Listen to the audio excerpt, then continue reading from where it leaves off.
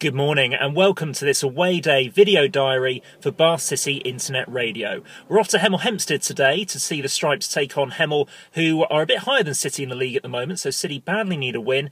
But over the course of this video, we're going to document what we get up to with Bath City Internet Radio, what we kind of get up to in terms of an away day, and how we go about bringing you coverage of each Bath City game. Off we go.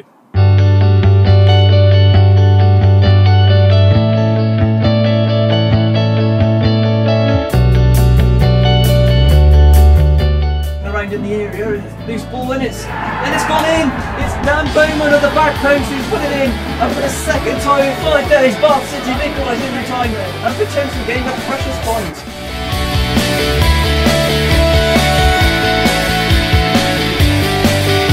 My name's Michael Powell. It's my second season following Bath City and my first season on BCIR. And what made you want to get into BCIR?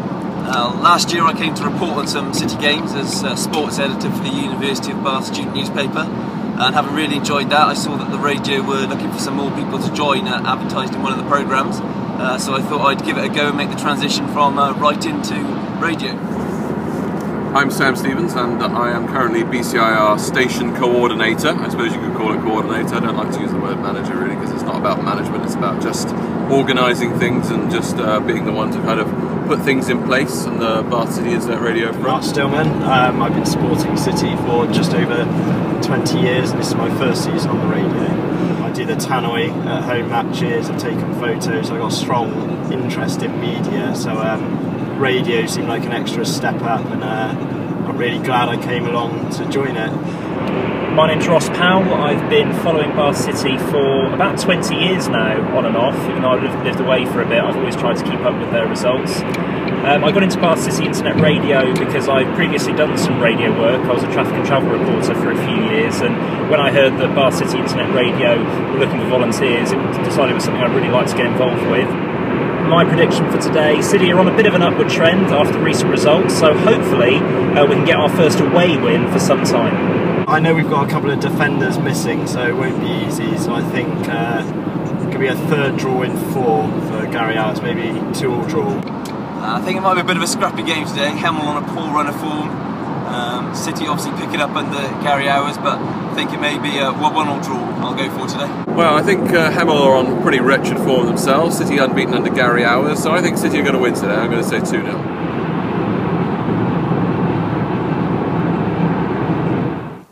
Okay, been on the road for about an hour and a half now, just time for a quick coffee, I think. So the best thing about BCIR away days is that rather than just a couple of hours like a home game, so we're doing the commentary, not a lot else, we actually get to spend the whole day with the team. We get to discuss current Bath City events on the way up, so we can refer back to it in the commentary, which is really good. The best thing about Bath City away days is being able to develop a little bit of a rapport with some of the other members of the team, which I think then comes out in the commentary when you spend a bit more time with somebody. You end up almost sort of talking like your friends when you're broadcasting, rather than just talking to somebody who might be a bit of a stranger. It's a really good bonding exercise as much as anything, and I think it means that ultimately they end up being quite a profitable venture, and I think some of our best commentaries tend to come on the road rather than at home as well for that reason. Cons are, it is obviously a long day for us all, but that's the same as any away travel. You encounter various different problems like issues around where you're going to be sitting in the stand, for example. Access can vary, the travel times can vary, traffic can be a real problem, particularly if you're travelling a very long distance. It's only actually my third away game today. I've also done Basingstoke and Eastbourne, so got a win at Basingstoke, so that was obviously my favourite one so far. Unfortunately, defeated Eastbourne, but it was quite an entertaining game. Most games have some kind of memories, whether it's going to places like Wheelstone where the food is fantastic, you'd almost don't want to eat before you get to the ground because they've got all-star catering there, so you eat the food that's there.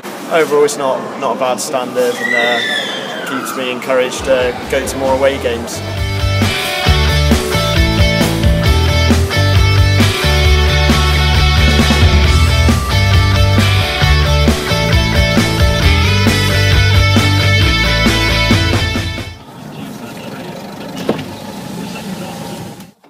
Okay, so we're now at the ground. Not a bad journey at all, actually. Just a slight 5-minute stoppage for a bit of traffic, but apart from that, all good. So now we're here. It's time to go and check out what our commentary position is going to be like.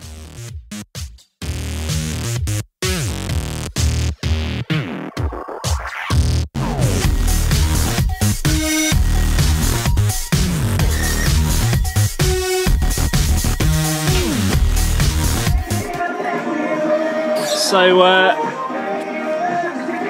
I'll ask Sam, because Michael's eating. What do you reckon, in terms of a view, how would you rate this? Well, low to the ground is always more difficult because you don't get to see the patterns of play.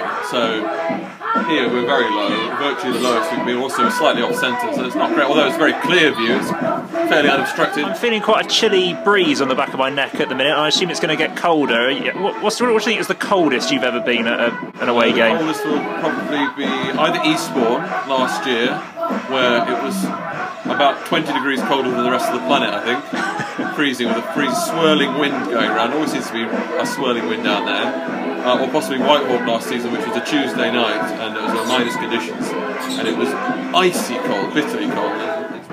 Okay. Testing, 1, 2, 3, testing.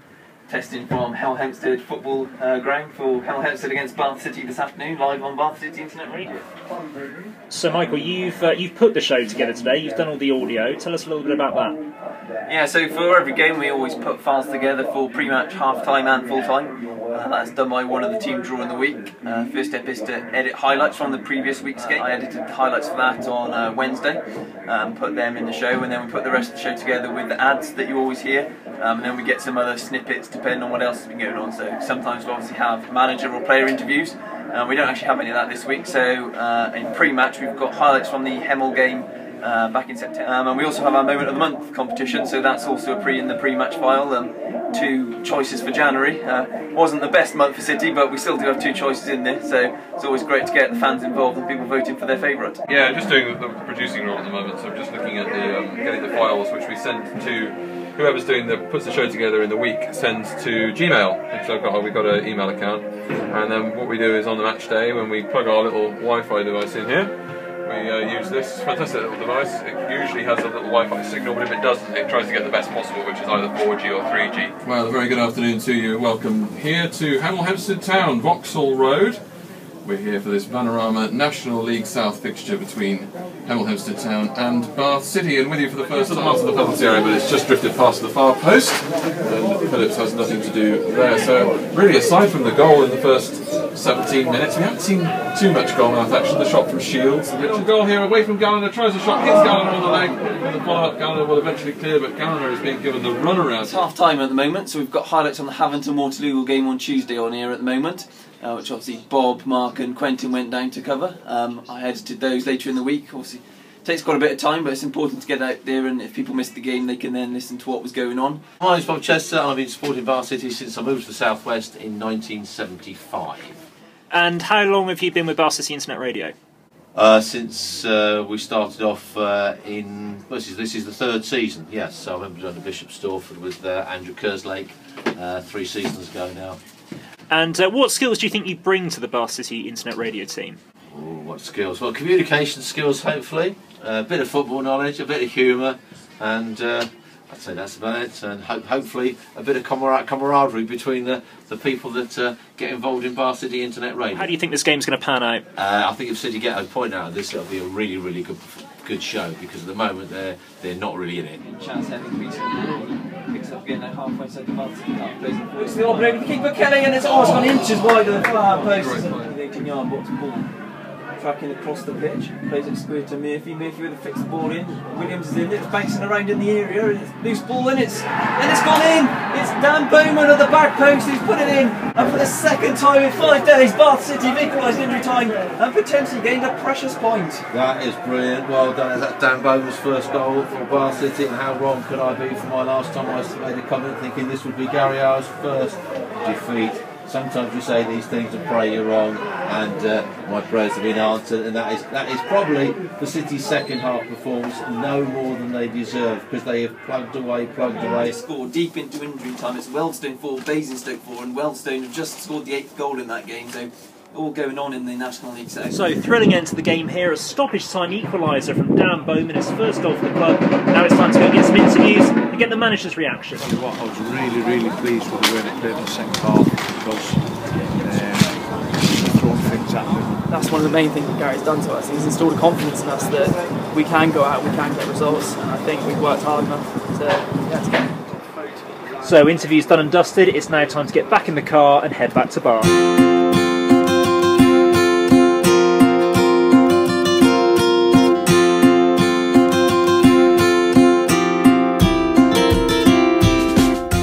So there you have it, a day in the life of Bath City Internet Radio.